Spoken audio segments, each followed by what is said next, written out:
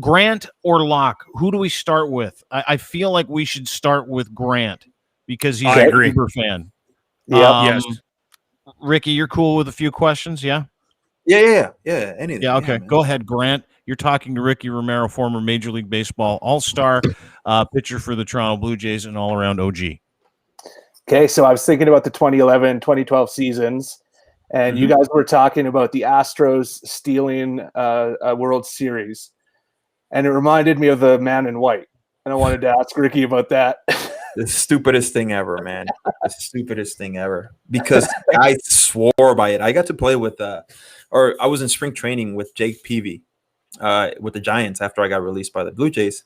So the following year we're in big league camp, and I went up to him and I was like, Jake, do you really think we were stealing signs? He's like, dude, we saw him. We saw him. And I'm like, saw who? I was like, why the hell were we in 4th or 5th place that year then? If it was like, if we were so good and we were stealing signs, and I was like, that's the most idiotic thing I've ever heard. He's like, nah, man, we saw him. You know, some of us dressed in our normal clothes, and we went and confronted the guy, and I was like, come on. I was like, there's that some guys still swear by it that we were getting signs, and I'm like, you talk to our hitters and they're like, what the hell are they talking about? Dumbest system ever. What was it, like one hand in the air for a fastball or something? Come on, man. It was Ricky, what was it? What was it? Was it one hand in the air for a fastball, Ricky? What was it? I wasn't a hitter, so that always blew my mind because it was fastball down the middle, everybody. That whole guy in white always blew my mind because there was never any proof. You know what I mean? There was never anything that like you'd hear stories and players like, I'm sure people ask you post game and you're like, fuck already. There's no guy out there. Like there's no magic dude. There's no guy with flags. He's not scratching his nose. None of that stuff. Yeah. How much of an impact would it have on the game in your humble opinion, Ricky, if somebody was stealing signs? We saw the kind of impact it can have in a playoff games or in a World Series. It's a huge impact, and at the end of the day, you still have to be able to hit the ball. I mean, but it's completely different when you know it's coming. You know, I'm all for stealing signs if there's a runner on second base and you're putting up, you know, easy signs that the runner can relay to the hitter. Hey, that's on you as a pitcher and catcher. You're supposed to have a certain system that to make sure that doesn't happen. But if you're, you know, giving easy signs and they're picking them from you, I'm all for that. That's within the game. That's in between the chalk lines. But when you're doing stuff on the outside, that's where it's a little touchy because it isn't fair. I mean, baseball's hard and to try and get an edge like that, to me, it's just like, nah, I'm not for that. How many times in your career do you remember starting the season and going, oh God, they're fucking with the balls again? Was it like every year? No, I never really paid attention to that. The only thing that the only thing is that big league balls are very slick. You talk to a lot of pitchers; they're slick as shit, man. It's like, and which is why, I mean, so I've heard.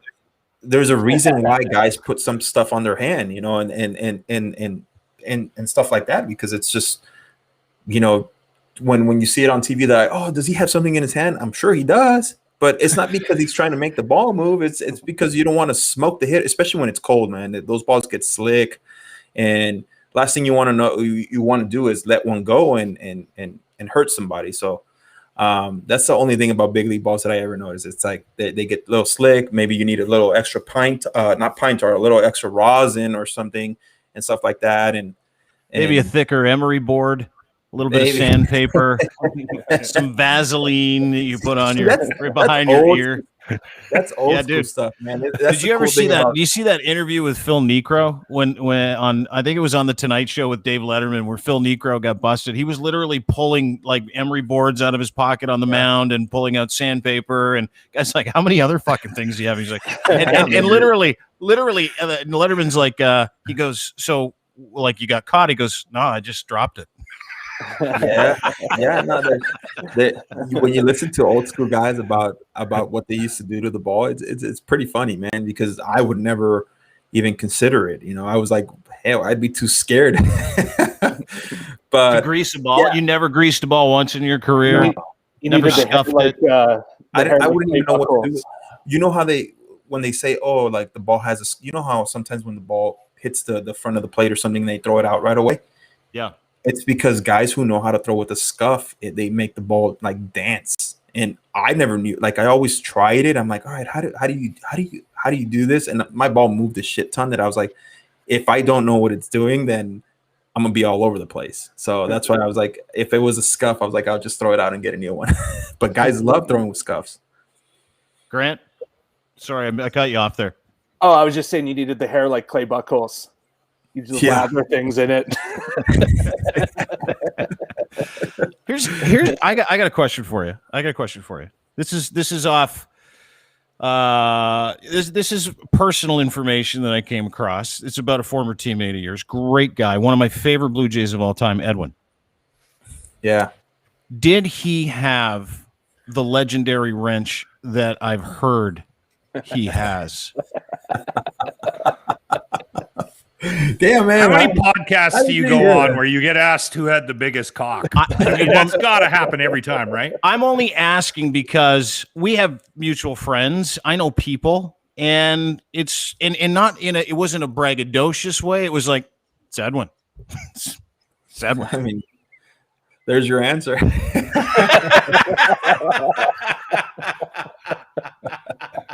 Ricky didn't shower with him. You go first, Edwin. I'm beginning to think there was more to the parrot thing. Wooden leg. I don't know. Yeah, he had to put it up here when he was in the shower. He had to put it up here and run around. It's speaking of Edwin. It kind of stinks that there's not a team out there that can use him. And I've been saying this a lot. I've been saying this a lot, and teams are hanging these like. Has he retired yet? No, he's still working out. I see his stories all the time. He's still in the batting cage and doing what he has to do to be ready in hopes that he signs. But he gets a call. I always say it. Like 60 games that were played last year. Some guys it takes them more than 60 games to get going and find their groove. And when you get thrown into the fire like that, and they like to hold that against him right now, where it's like, oh well, he didn't do good and he had low numbers. He didn't really hit for power, for average, for anything. But he's another guy that's a veteran guy that I feel like we talked about this earlier, Dean. We're veteran guys, that veteran presence, especially for Latino guys, he can be big help. And hopefully he signs soon. The thing about baseball for me is you just don't play enough games, right? I think you should think about starting earlier, right? It's like, man, didn't the fucking season just end? And we're on the air reporting spring training. Did you ever like go, geez, I'm not ready. 2 weeks off. No, man. Like honestly, when the season would end, I'd take about 3-4 weeks off, just kind of chill and kind of wind down. And then it was like November, it was like full baseball mode again. November, December, January, boom, spring training, ready for it. And then spring training comes, you can't wait to be there. Once games start, you can't wait to get the hell out of there and start the season. And once the season starts, it's like, all right, it's back to just doing your job and doing it the best you can. And there's something about that. I mean, I enjoyed it, man. Like I said, I was a kid that always wondered what it would be like to be a big leaguer. That when I got that chance, it was like I wanted to be there nonstop. I have that kind of love for the game. I'd say if it meant like getting to the clubhouse at for a 7:00 game, I'd be there sometimes at 11:30, just sitting there chilling and just enjoying taking it all in. Because when I look back at it now, I'm like, fuck, man, my career wasn't as long as I wanted it to be, but I sure as hell did enjoy it, about being in that clubhouse and seeing that big league uniform every day. What I always call it a rink rat in hockey. What do they call it in baseball? They have another name for it? A baseball rat? Baseball. I was going to say, what I always loved about you is opening day, you were just as excited as the fans, it felt like. Oh, you were pumped. Come on, man. I mean, like I said, I grew up 15 minutes away from Dodger Stadium, and I just remember I couldn't wait for opening day. And it's cool because when I go to Dodger Stadium now, I still see the little before it was like little ticket boxes where you can go get your tickets. And I remember my dad used to take me there and be like, we used to get tickets and then you get them printed out. And dude, I couldn't wait for that. I never went to an opening day because it was always Dodger Stadium. I don't know if you guys have ever been there. It's atrocious for traffic to get in and out of that place. Hell no. Like even now as a grown up, I'm like, I can get tickets if I want to, and they like friends offer them to me, and I'm like, no thanks, I'll watch from home. Like I just unless it's a really important game or somebody I want to go really like see. the World Series. If it's a playoff game, World Series game, you're going to go. But even you guys are so spoiled out there. Dodgers fan, not you guys. Dodgers fans are so spoiled out there because they're in it every year, and you watch like these playoff games prior to the pandemic, and the stadium was like 3/4 full. And if that was an ALCS here in Toronto, you'd have to pry fucking people out of their seats. Like it would be packed. It's just like they're so spoiled down there. And then someone explained to me that's traffic too. A lot of season ticket holders are like, "Hey, dude, people don't even risk it for fucking playoff games." Dude, yeah, I mean, I've gone to a game there where I had tickets to Game 7 of the World Series where Houston beat them in LA. I actually went to Game 6 and Game 7. Game 7, me and my wife went. And the tickets were like late, like, hey, do you want them? And I was like, fuck, it's Game 7. I'll take them. Let's go. When there was one out in the 9th inning, I was like, all right, I'm on a dead sprint to my car. I didn't even stay for the end. Seriously? I didn't really care. Like, I didn't care for either team. It's almost sacrilegious in baseball in a World Series to want to beat traffic with one out in the 9th. Are you kidding me, man? It's either that or sit in traffic for 3 hours. Is it that bad? Yeah. I was like, I'm out. Like Toronto would be different for me because, shoot, you go to a pub after or have some beers or whatever. If I was a fan here in LA, that stadium sits up on a hill. There's nothing around. It's not like you're near downtown or anything like that. And it's a bottleneck in, bottleneck out. Yeah, there's only like 2 exits, I think 2 or 3 exits. And it's like, nah, hell no. I ain't about to sit here for 3 hours. I knew the Dodgers weren't going to come back. I was like, this ain't looking good. Let's just go. Boom. We were home in like 20 minutes, man. You can always get a dog on the way out, eh? A cockroach dog, though? Yeah. Yeah.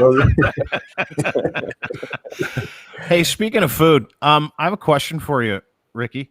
Yeah. Because I found out that your wife, who, by the way, I don't know if anybody knows, Ricky married into Canadian athlete royalty. I can't decide who married into more athletic royalty, but your kids are going to be fucking super kids. I was going to ask, what do you watch at home? Soccer or baseball? Well, she actually really doesn't watch sports, to be honest with you. She really doesn't. I love sports, man.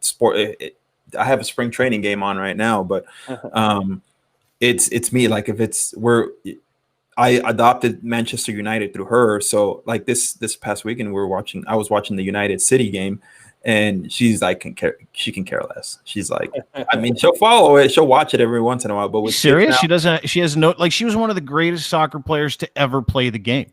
She's one of those that was like, yeah, I did it, I was good at it, but I haven't.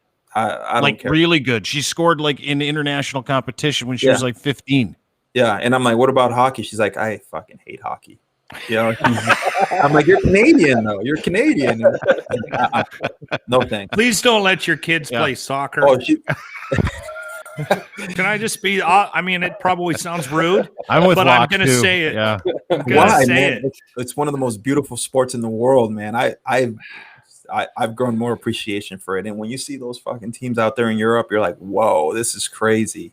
Put a golf club in their hands. If they're really good now, but if they're really good, Ricky, if they're like unbelievable, which they probably are because like they've got your DNA and your wife's DNA, get them into anything they want. Well, my oldest, we signed them up for 1 year of soccer, and he's like, at the end of the year, he's like, don't ever sign me up for that again. I don't know. Smart kid. Smart kid. Speaking of which, I have a picture I'd like to, and I just wanted to ask you a couple questions about this picture. This is you and your lovely wife, Cara.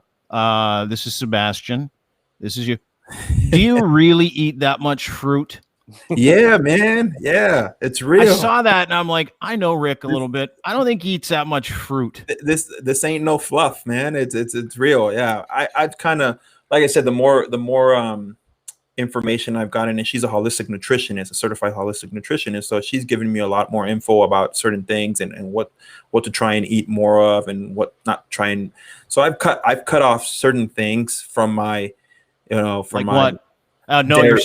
you're starting to smile, which is like I've cut off certain things. Dairy. Some I wished I have wouldn't cut have. out dairy, man. I've cut out have dairy. You? Yeah.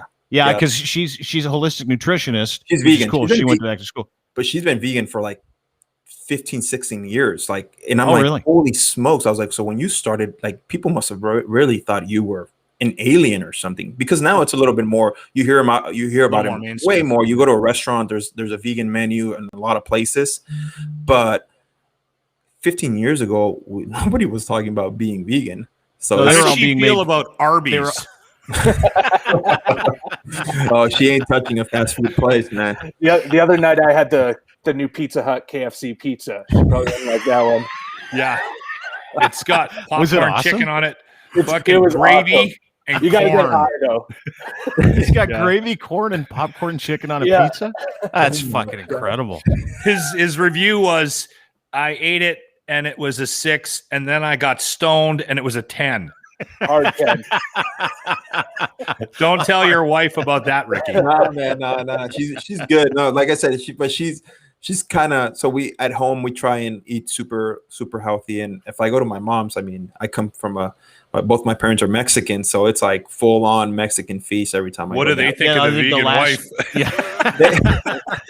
Well, shoot, you should ask me. The first time we went out on a date, it was like, I was like, oh yeah, like, what are you gonna get? Yada yada yada. And we're talking. She's like, yeah, well, I'm vegan. And I was like, it's over. What the fuck is that? I had no idea. That's what I was like. Wait, what is that? What is no joke? And I was like, sat there, and in my head, I said it. This is over. There's no chance. I can't tell me you don't drink too, right? No, man. It was the most awkward thing. And we always talk about it and laugh about it now, but it was one of those things where it was like, what does she have? What does she have when she? I think it was like a. Have you ever been to Dunedin, Florida? Oh yeah. Have you been to Island Way Grill? Nope. Down in Clearwater. It's a really nice restaurant, and it's like steak and seafood. And she's like, yeah, let me get I was like, so what are you going to get? I think she got a salad and maybe an avocado roll. And I'm like, that ain't sushi. Rice wrapped around avocado, rice wrapped around avocado. I was like, all right, whatever. So did she make you, is this like one of those vegan things where you go, yeah, you know what, you're really healthy, works for you, and this is what you cook? Are you still eating meat, or does she let you eat meat? No, yeah. Of course, man. Come on. Yeah. Come on, he says. It's one of those things where I told her, like, we've kind of like at home, I'm like, let's cook what you eat. You cook what you eat, and let's just I'll adopt that. And so at home we try not to eat meat. If I'm out and about, I mean, I'll grab like something that has to do, like, I don't know, some tacos or something like that. Something that got killed. Yeah. Well, hold it, Rick. Like, what you're saying is that you are allowed to eat meat, and you just pulled the old hell no, I can still eat the meat, and then you're like, only when I go out. As long as she's not around. I'm gonna do it at home. At home, and the reason for that is because I want to try and be healthier, and feel better about myself. And when I was 18, I tell her what I was eating in college, and she's like, oh my God, are you kidding? It was like McDonald's and Subway meatball subs, and I didn't give a fuck because I wasn't gaining weight. I was like skinny as shit, and now I feel like if I eat that, man, I'd be huge, and I still work out every day. And but yeah, it's all about living a healthier lifestyle with all the stuff that's out and the stuff that I know. It's just, I know for me it's going to be better in the long run. Shit, my knees are jacked up still, so it's like, if I can get rid of inflammation as much as I could through what I eat, then I'll do that. Yeah, I guess there's that portion of it. Yeah. I was vegan for 3 weeks just because I lost a bet on the radio show, and I fucking hated it. Really? Yeah. There's so many. This is the crazy thing. There's so many alternatives now that it's crazy what that world has come into. We've gone to Vegan Fest at the Rose Bowl here, and it's some of the stuff that they put out there. I'm like, this is real meat. Lots of options. And there's a lot of options, and it's kind of cool. Some of our favorite restaurants are vegan food, like vegan restaurants, and it's like it's crazy. Like if you're ever in LA, I'm gonna take you to one, Dean, and I'll go. And it's good stuff. You sound a little brainwashed, Ricky. I'm just going to say that out loud. And your wife's beautiful, and it's understandable. I would still, if there's a wild dog around here that was going to get a bullet when I was vegan, I swear to God, if I could have got away with it. Don't worry, if I'm ever at downtown Toronto late night, you know, those little hot dog stand, I'm hitting them up. I know. Oh my God! The big I slice. had a hot dog the day I came off the vegan diet. You had 6 hot dogs. Okay, Ricky, I had 6 hot dogs. It's like if I go to Dodger Stadium, it's like it's a must that I have to have a Dodger dog. You know, it's just. Hey, here's a question: are there any places in Toronto that you miss eating at? Like some of your favorites? Because I know we used to go to a few pubs. Yeah. O'Grady's was one of those good times. That was a lot of fun. The Underground, the Undie was fun. That was a lot of fun. Rest in peace. Yeah, rest in peace. It's over for the Undie. How's the Loose Moose doing? The Loose Moose never went. Yeah, I never really went there. It was like a creeper place, the Loose Moose. Okay. A place, Jacob Steakhouse. That place was legit. Do you remember the Caesar salad that they would make right in front of you, Jake? That was legit, yeah. And the coffee cake that you would get at the end. Would you eat the coffee cake? Yeah. Oh, I'd always eat it the next morning. I did too. I always took it home and then I'd have it the next morning. Yeah. Dude, you can't eat that right after you go to that place. I feel like you just leave completely stuffed. But Jacob Steakhouse was Spice Root was really good too. I don't know if it's still there. Still is. Yeah. Yep. One of my favorite places now is Barrow, man. That place is legit. Barrow. I have never been to Barrow. It's on King Street in the city. Yeah, I know what you're talking about. Barrow. It's close to the Kit Kat Club, which isn't too far away. It's right near I know it's on King Street. It's close to the Kit Kat Club. I know where it is. Yeah. Lachlan like going to East Side Mario's, so yeah. Locke misses the all you can eat breadsticks at the Olive Garden. Well, and I'm leaving with a bag, right? There was a place in Edmonton actually that was a super healthy place where when we went for the baseball camp, we ate there almost every day. I forget, it was right downtown. What's the name of that Mexican restaurant Grant and everyone talks about in Edmonton? Every time we talk about high end, I can't remember. Shit. See, that's the thing, man. There's no such thing as high end Mexican food. Anybody who says this place is. Can I tell you something, Ricky? Not one of us could get away with saying that. Just you. Yeah. I mean, people like when I have friends come, they're like, "Oh, what's your favorite Mexican restaurant in LA?" And I'm like, we just call them restaurants. I don't know, because all I ever did was eat them when my mom cooked for us. So that's the Mexican food that I know. So I've had friends come over and to my mom's house, and when I was playing, we'd get into LAX. I'd have a car ready waiting for us, and we would pack it with like 10, 15 guys. My mom would have carne asada, beans, rice for everyone as soon as we'd get there, and then we'd go to the hotel. Are you serious? Yeah. If you flew out there, you'd go to your place. Your mom would feed you guys all the whole team. Bunch of Spanish food and Edwin, Escobar. It was like a bunch of dudes, man. And like it turned into a huge feast. My dad would travel into Florida sometimes with like 30 pounds of meat so he can grill for all of us. Yeah. That's fantastic. It was cool, man. It was like it kind of turned into like it started at just 4 of us in my little complex, 4 players, and then it kind of grew into 6, 10, and next thing you know, it was like everyone was raving about this meat. And this meat that my dad buys is in a little tiny store in East LA where I grew up. So so then it turned into like 15, 20, 30 guys. Next thing you know, Jose Bautista's hosting the whole team, and my dad's sitting there grilling for everyone, and my mom's making beans and rice for everyone. It was cool, man. It was like a way for us to like become closer, and that's the part for me like that I miss the most. When it's stuff like that. The game.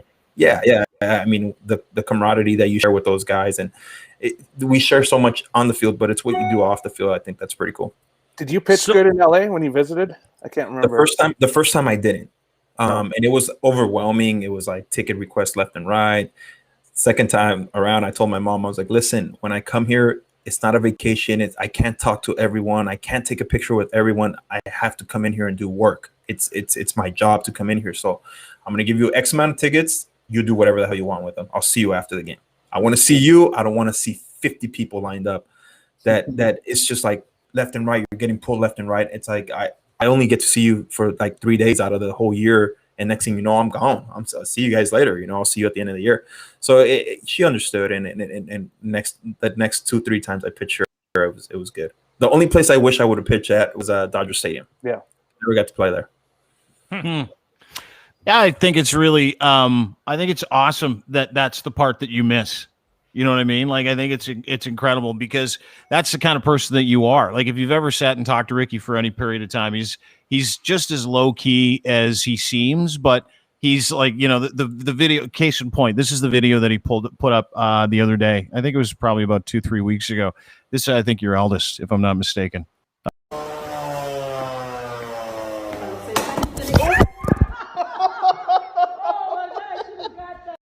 Face.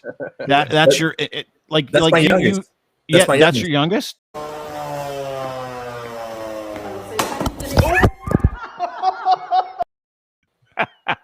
You know what I like about that? He's not playing soccer. Yeah. Oh, yeah. I mean, he's obsessed. He's obsessed with the bat. Obsessed. By the way, that He's restaurant got- was Trey Carnell's. Oh, Trey Cornell. Yeah. Somebody listening texted it to me. So there you Trey go. Carnell's in Edmonton. Yeah, I'm That was the probably name of saying it wrong.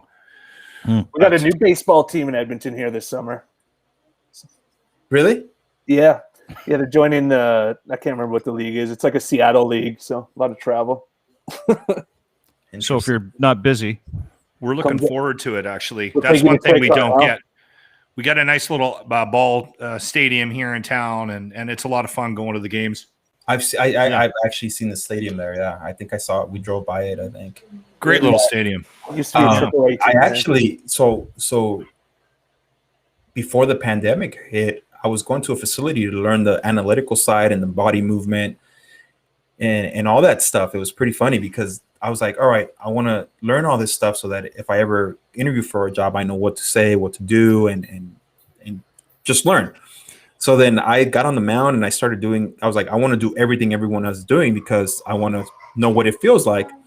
So then it was pretty funny because I got on the mound and it was like 86, 88, 89. And the guy's like, hey man, you want to throw like 95, 96? We can get you to that. I was like, you get me throwing 95, 96, we'll host a tryout here. And obviously the pandemic hit. So there was that. It never happened. Dude, do you think with a little bit of time off, we've never talked about this. Do you think with a little time off, because you guys were talking about it in your podcast with Lindy and Josh Tolley the other day, Josh, like both of those guys could go and run into a few if they went up and played. Do you think with the time off, the vegan diet, forced vegan diet? I can hear you now, man. He's gonna come in here right now and wreck your shit. Hey, dude, tell Cara I'm sorry. I watched the entire interview with her talking about testing people's blood for their lactose intolerance today because I wanted to know my stuff, and I thought she was brilliant, really good. Like almost convinced me that I should stop drinking milk, almost. But That's the worst thing okay. ever for you, man. Come on, that's Milk? topic for another day. I'll dude, have we've her been come in drinking it right for now. years. The second I was born. I'll Sure, go ahead. Bring her in. Because the have second I was Cara. born, I started drinking it, and I'm alive. Yeah, I want to find out what's so. You don't what's so look bad very with milk. healthy. Just I'm kind of please. on Ricky's We'll side. get to you in 1 minute, maybe 30 seconds. Yeah, why I should stop drinking milk? Okay, Yeah. Because you're not a that'd baby be good. cow. Because what? You're not a baby cow. Hi, Cara. Hi. Hi, Diego. Hi. Hi, look at that cute little guy. Oh, look at this, cute. So I'm not a baby cow. I recognize that. Yeah. Congratulations on the impending birth of your daughter, Thank by the you. way. Thank you. Yeah. I'm not a cow, but what is it doing to me that I should? Hey, buddy. It's creating What's it- inflammation. It's giving you're consuming the hormones of a pregnant cow. It's growth hormone for baby cows. It's meant to take a baby cow to over 200 pounds in 2 years. It's not meant for humans. It's working. What about ice cream? What about ice Well, I guess cream? it just depends on what your goals are. Maybe we should. Maybe But we is should it- decide. But you, because I watched an interview with you, and you were talking with these two young ladies and about people's blood work, testing people's blood work. Yeah. And I didn't get to the end of the interview, but I was like, okay, well, she's very serious about this, and she's in great shape, and she's married to my friend, who's a really good guy. So maybe there's something to it. That's why I wanted to ask Ricky about his diet, and I'm sorry for making jokes about being a forced vegan. But Forced vegan. I wanted to ask about the milk because it was serious enough that he quit drinking milk, and he's like militant about it. And I saw you speaking on it today, but stop drinking milk, I guess. Yeah, it's just not, I mean, it's just not meant for humans, and it's not necessary. So especially for somebody who's like, I mean, we're the only mammal that doesn't wean from milk, you know, like That's because there's Dairy Queen. yeah, well, Right? I thought you were just hanging out. No, it's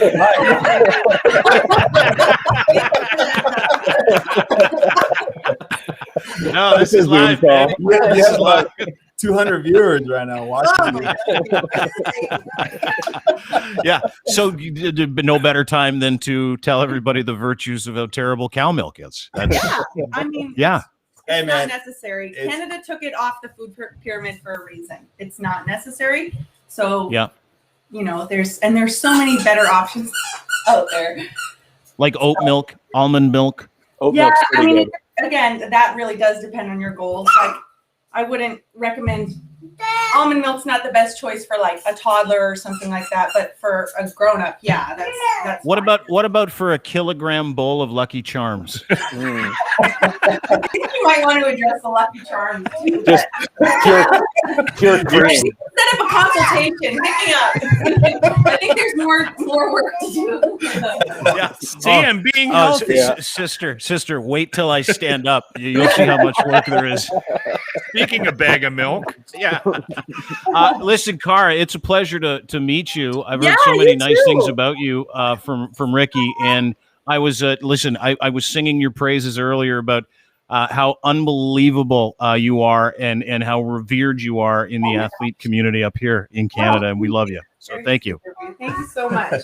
Yeah, I'm greasing the wheels, Rick. Can she still hear me? I'm greasing the live wheels. on radio. Bye. No, see you later. Thanks.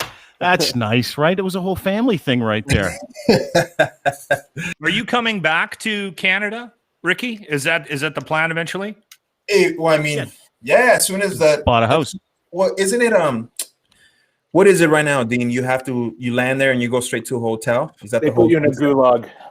Yeah, they land and they put you in a hotel called the Intercontinental, where it's all you can eat buffet for $4.99. So that's cool.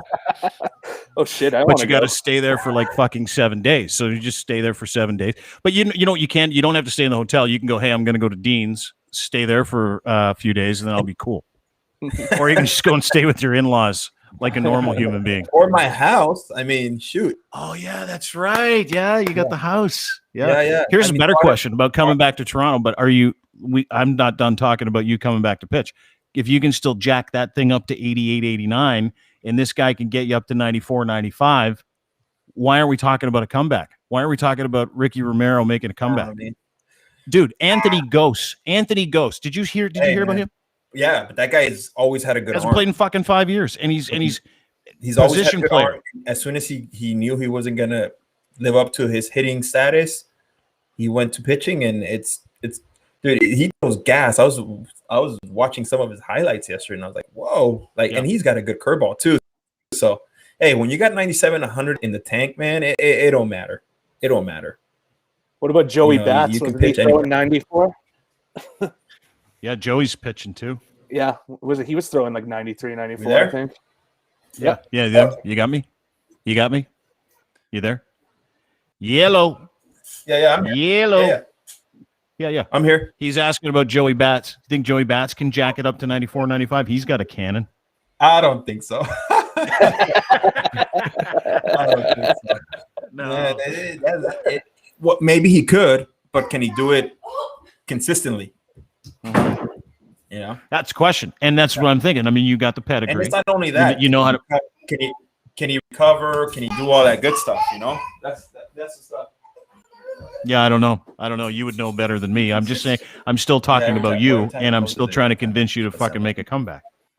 I don't see any reason why you shouldn't put on a professional development day. I don't see. Why don't you just go have a show day? My time is done, man. I'm good doing what I do. All right. Just trying to help. Trying to be a friend. I was thinking about the home openers again, season openers. I was remembering 2012. 2012 playing Cleveland. The longest game ever, man. I went to a pub to watch it, and I said I'm going to do a beer every inning, and the game went fucking 15 innings or something like that. If you're wondering, Ricky, he did do it. Oh yeah. Just I know him. I know the kind of man he is. So thanks for that. It's accomplished. You're welcome. I'm glad I can help.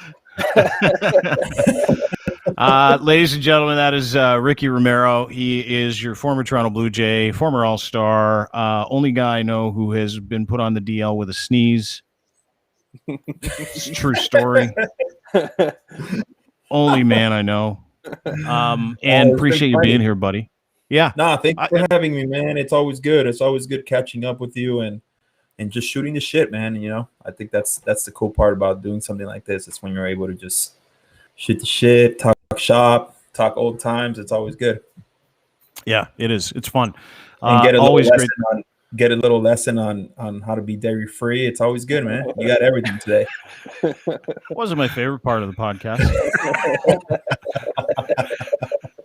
I mean, it was awesome because it was really nice to finally meet your wife and see your son. And I'm really excited because Ricky, I don't know if you guys know this, he's having a child in like 6 weeks, or he's not, his wife is. Little girl. Nice. Little girl. Then he's getting the snip. Hell yeah, 100%. Good luck with that. Don't. I had mine done and I cried after. Tears of joy. Don't go to a doctor in Winnipeg, right, Locke? Jesus. The worst mistake of my life. I had a tennis ball size nut for about 4 days. Did you really? Yeah. Yeah. Mine and then turned they told me black. I might have to do it again. Your balls went black? Yeah. My balls turned black. It was like from the shaft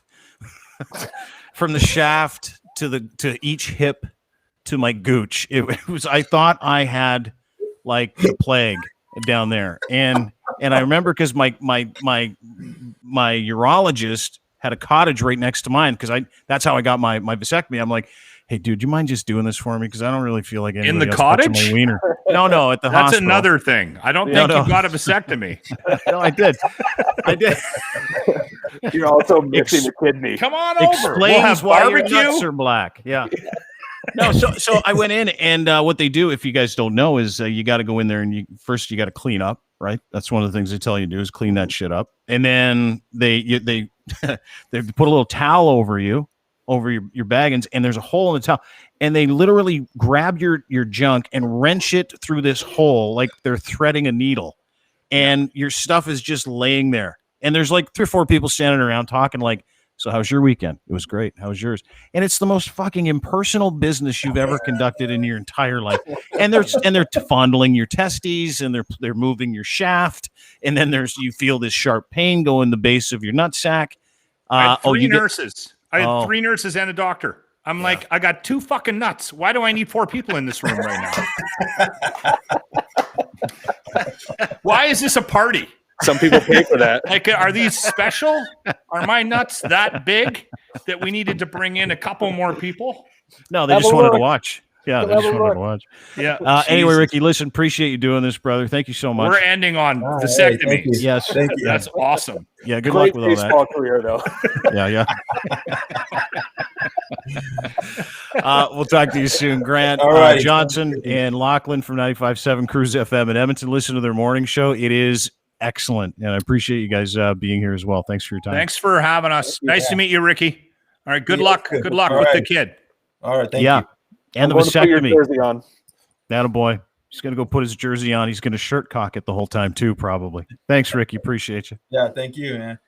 Talk to you soon. There you go. Ricky Romero, Grant, and Lachlan for today's podcast. Appreciate everybody for joining us. That was fun. Always love doing those. It's like introducing your friends from your former life to your new friends. You ever notice that? When you do that, you like, oh, there's new people. Meet some old people. They get along because they get one thing in common. For some reason, they like you. It's a great way to live. Anyway, thanks for joining the podcast. Thanks for being here. Don't forget, you can get us at deanblundell.com. Sign up for a newsletter there. The podcast brought to you by our friends at Blue Microphones. Get your Blue Microphones today. If you're podcasting or broadcasting, go to @BlueMicrophones on Twitter. My son's sitting right there waiting for me. Got to give him a ride. You ready to go, kid? You ready to go? Ready to go, cat? His hair looks incredible, too. Anyway, if you had one of their Logitech cams, or if you had a Blue microphone like this Yeti X, or these MoFi Grammy Award-winning Blue microphone headphones, you know what I'm talking about. Be a winner. Get some stuff from Blue, the official microphone of the DeanBlundell.com network. Thanks to our friends at Ed's Fine Imports and Gitch. Ed's Gitch now, 4 for the price of 3 with promo code Gitch3. Go to edsfineimports.com. Luxurious underwear. I'm going to send some to our guests. I'm going to start doing that. Sending these Gitch to our guests. Because you know what? Everybody could use a pair of Gitch, especially our friends like Ricky. And they're supportive. So when he goes and gets his vasectomy, everything's cool. It's going to be all right. If you get some Gitch from edsfineimports.com. And our friends at Domination, Adam and the gang, maybe the coolest software you'll ever use to create content, like the stuff we create, podcasts, promos, commercials, all that kind of stuff, music, anything you want, video, audio. And it produces it at an unbelievable rate. And like, you know, your promo usually take you like an hour and a half to put together. If you're going to do something and throw it on social media, everybody's trying to figure that out. Go to domination.com. It takes you like 5 minutes and you get 70 pieces of content. You can try it for free today as well. DMNTN, domination.com. Thanks for watching. Thanks for being part of the podcast. Thanks